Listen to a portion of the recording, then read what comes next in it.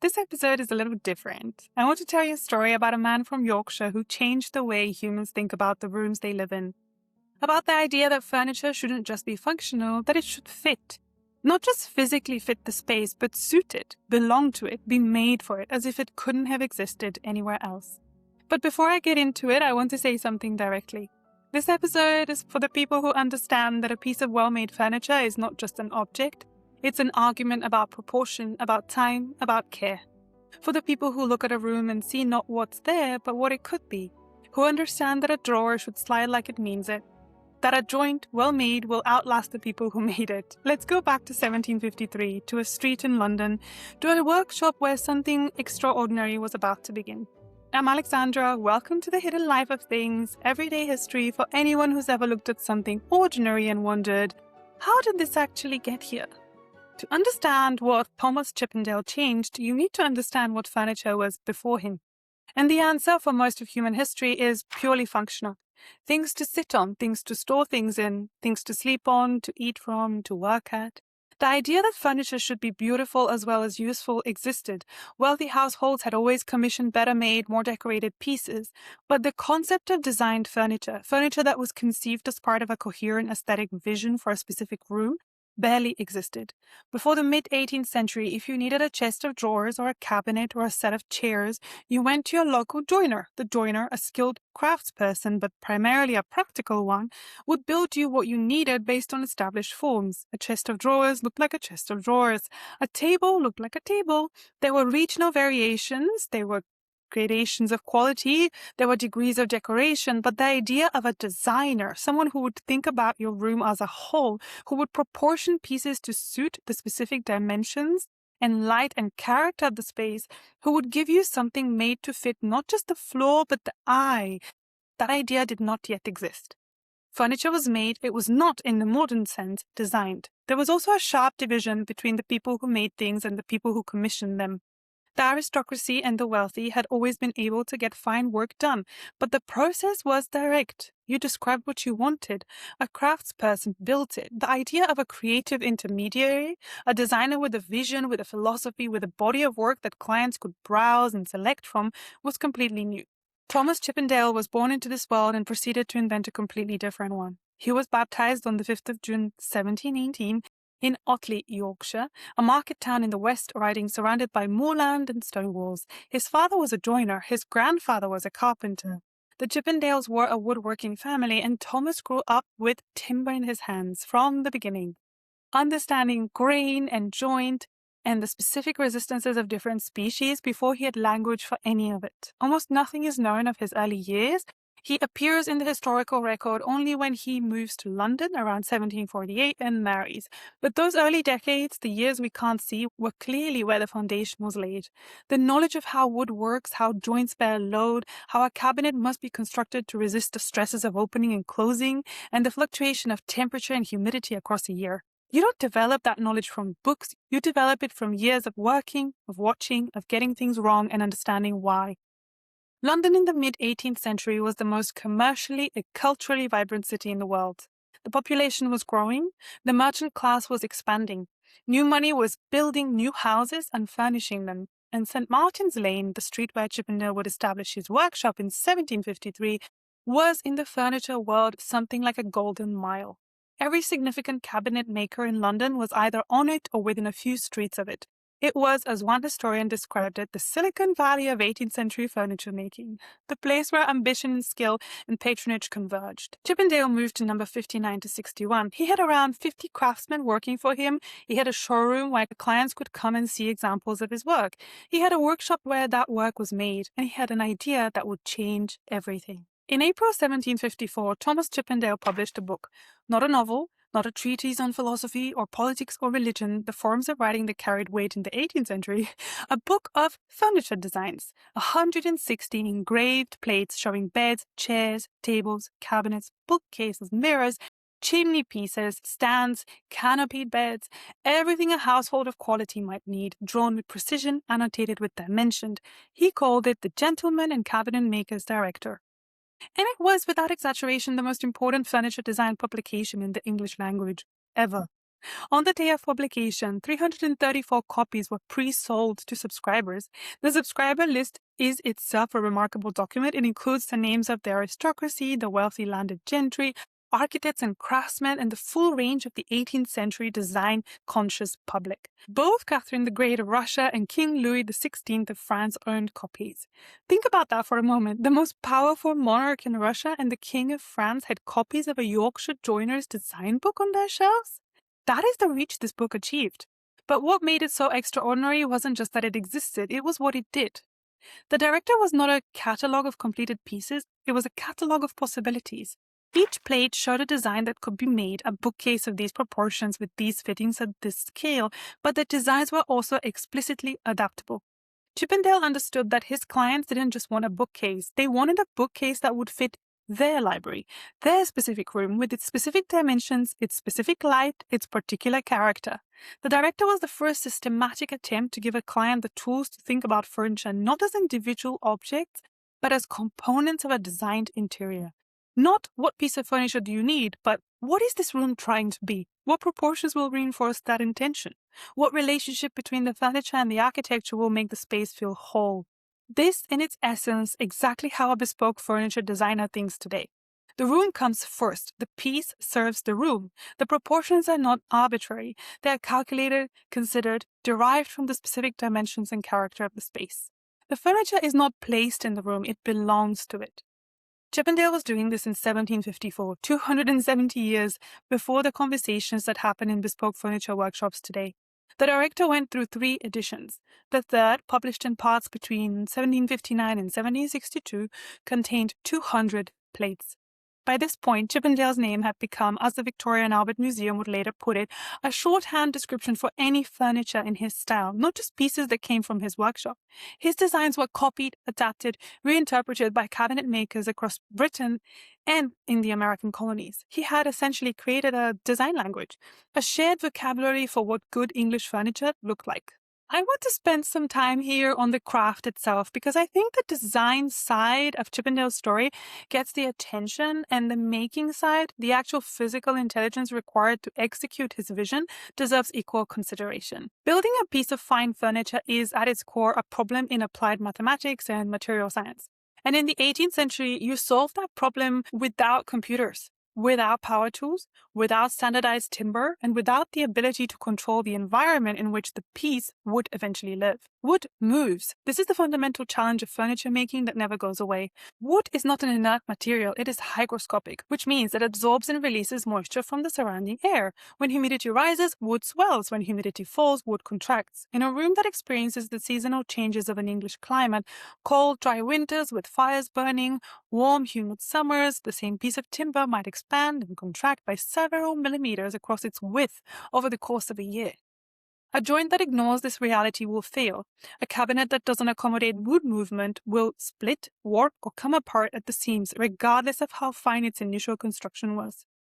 The craftspeople at Chippendale's workshop understood this not as a principle taught from a textbook, but as a fundamental fact of their material, learned through years of working with timber in different conditions. Watching what happened, understanding why. The solution is a body of techniques developed over centuries. Floating panels that are held loosely in grooves rather than fixed, so they can move without stressing the surrounding frame. Dovetail joints, the classic interlocking wedge-shaped joints of drawer construction that resist pulling forces without glue alone. Quarter-sawn timber, for surfaces where flatness is critical because the specific orientation of the grain relative to the saw cut affects how the board moves with moisture changes. These techniques require the craftsperson to think ahead, to anticipate the life of the piece over years and decades, to make decisions at the construction stage that would allow the piece to accommodate its own material reality across time. A well-made 18th century cabinet is not just an object, it is a series of considered predictions about what will happen to this wood in this environment over the next 100 years. And the best ones are still proving those predictions right today. Chippendale's workshop also worked from drawings. Detailed, scaled drawings that specified proportions precisely. In the 18th century, this meant working with hand-drawn plans on paper, establishing the proportions of a piece geometrically, using the tools of classical architecture, the rules of proportion derived from ancient Rome and Greece, to determine the relationship between heights and widths and depths. This is not intuition. This is calculation. A bookcase in the Chippendale style follows specific proportional relationships between its base and upper sections, between the height of its cornice and the height of the overall piece, between the width of the pilasters and the width of the glazed doors. These relationships were derived from the study of Roman architecture, specifically from the classical orders, the systems of proportions developed over centuries of temple and civic buildings in the ancient world. Chippendale and his contemporaries believed, as architects had believed since the Renaissance, that beauty was not arbitrary, that it arose from specific mathematical relationships, and that those relationships, once understood, could be applied at any scale. The proportional thinking of bespoke furniture design is not a modern invention. It is the direct inheritance from the 18th century workshop, which inherited it from the Renaissance, which inherited it from Rome, which inherited it from Greece. The concern with how a piece fits its room, with the relationship between the made object and the space it occupies, is one of the longest continuous threads in the history of design. Let me tell you about the physical reality of Chippendale's workshop, because I think it's important to understand what it actually looked like and what it means that 50 craftsmen worked there. 59 to 61 St. Martin's Lane was a substantial property for the time, a combined showroom, workshop, and family home. The showroom at street level was where clients came to see completed pieces and to discuss commissions. The workshop behind and above were where the work happened. 50 craftsmen is a significant number. To put it in context, this was not a small operation by any 18th century standard. These were specialists, joiners who worked the basic structure, carvers who executed the decorative details, turners who produced the turn legs and columns on a lathe, gilders who applied gold leaf, upholsterers who covered the seats and padded the backs of chairs, craftsmen who applied lacquer finishes in the Chinese style that was enormously fashionable in the mid-18th century. A single piece of complex furniture might pass through the hands of 8 or 10 different specialists before it was complete. The organization of this kind of workshop, managing the flow of work between specialists, ensuring quality at each stage, maintaining the design intent through multiple pairs of hands, was itself a significant management challenge. Chippendale was not just a designer, he was a creative and operational director of a complex production enterprise. He also did something that would be recognized today as client relationship management. He visited his clients' houses. He measured rooms. He understood the space before he proposed the solution. This is documented in the accounts of his major commissions, houses like Harewood House in Yorkshire, Nostell Priory, Paxton House in Scotland, Dumfries House. At each of these, Chippendale was not simply supplying furniture. He was designing complete interiors, choosing colors, specifying carpets and curtains, supervising the installation of every piece in its specific intended position. Dumfries House in Ayrshire, Scotland, is perhaps the best preserved example of a Chippendale interior anywhere in the world.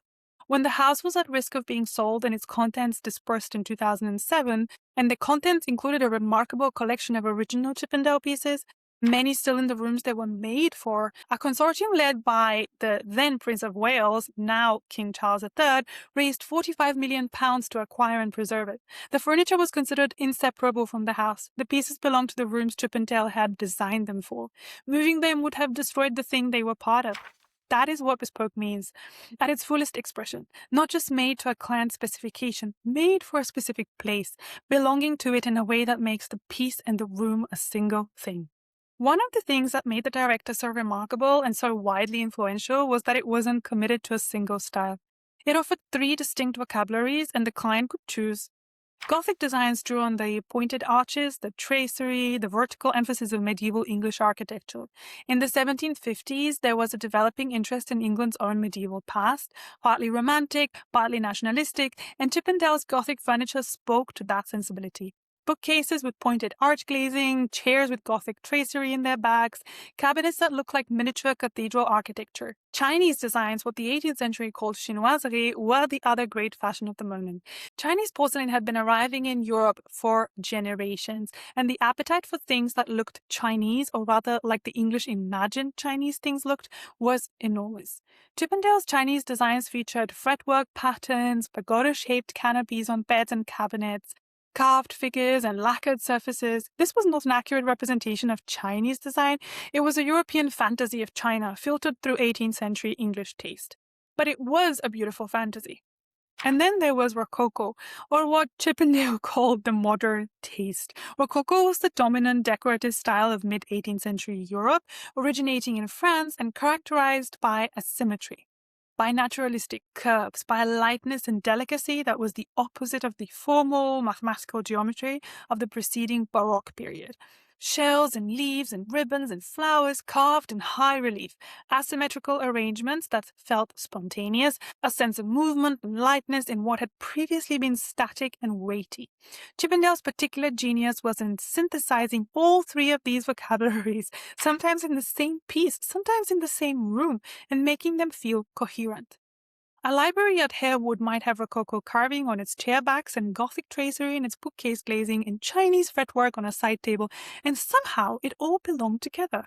This was not accidental. It was the result of a deeply developed sense of proportion and relationship that could accommodate different styles within a unified spatial vision. This, again, is exactly what a skilled, bespoke furniture designer does today.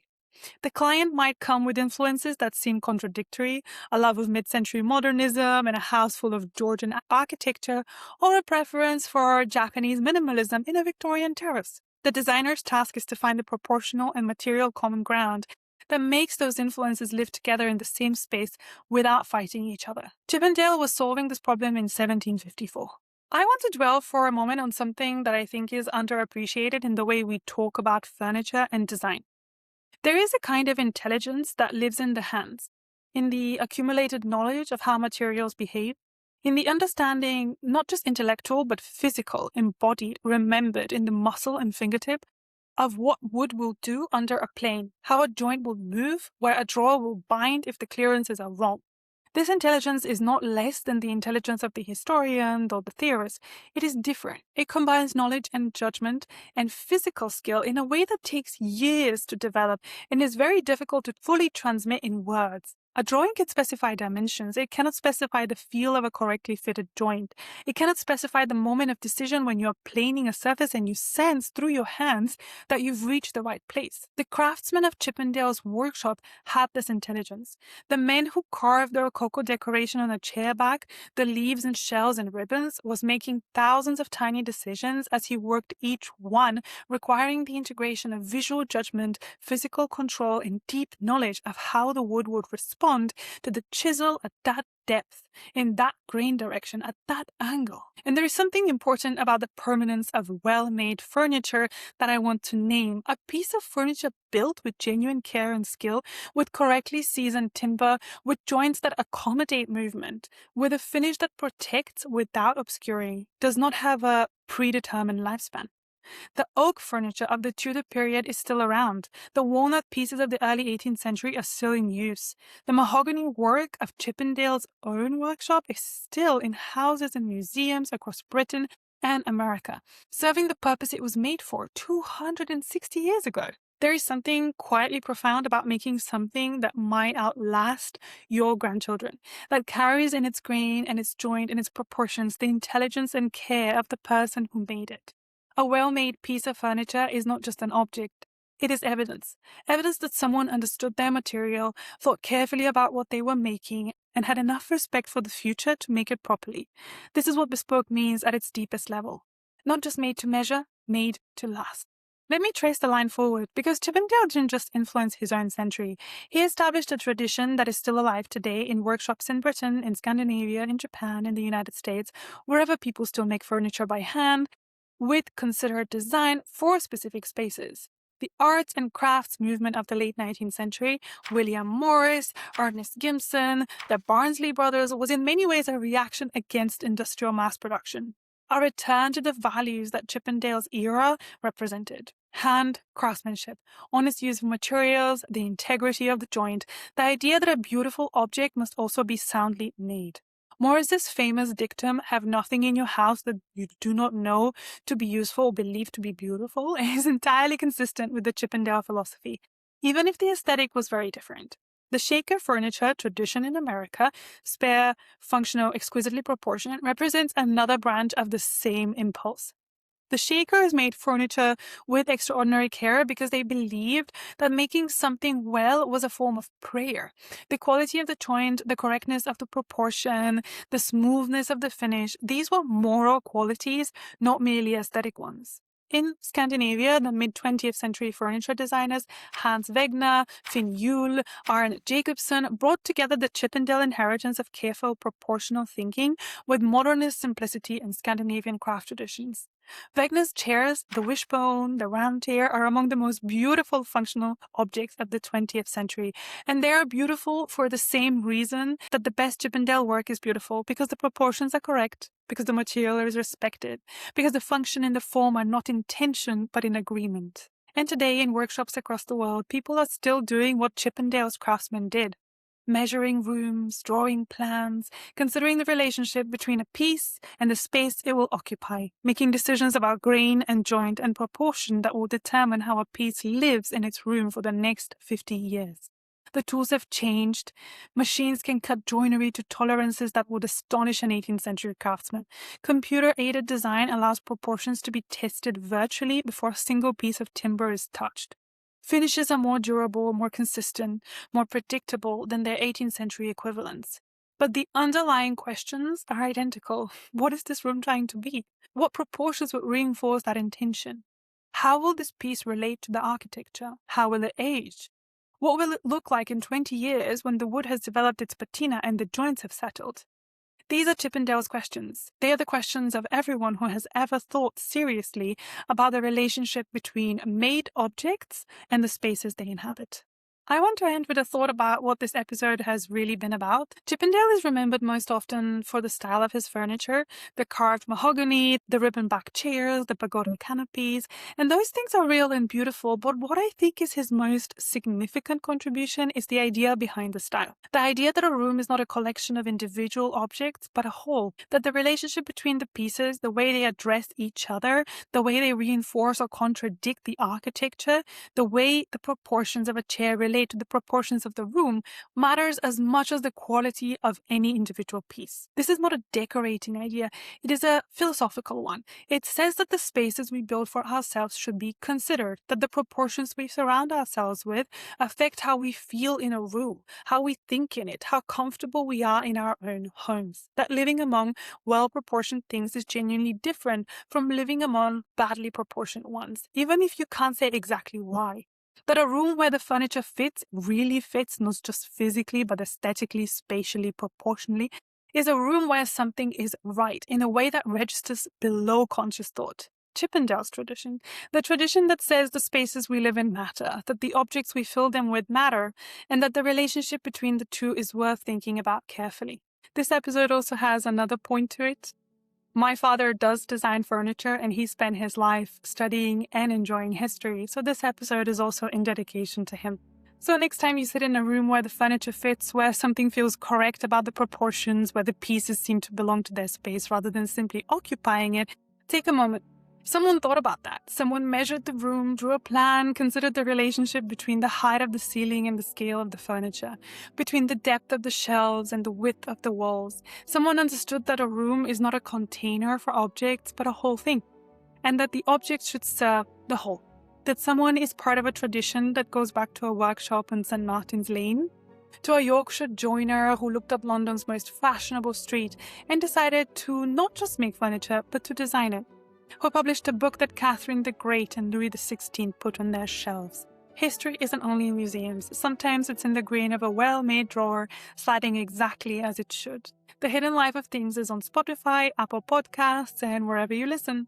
A follow or a like genuinely helps, and if someone in your life has spent years making rooms right, send this to them. And here's your clue for next time. It starts as nothing more than earth and water, the most ordinary things imaginable. But put them through fire, the right fire at the right temperature, with the right ingredients, and something irreversible happens. It becomes permanent. It becomes translucent. It rings like a bell when you tap it.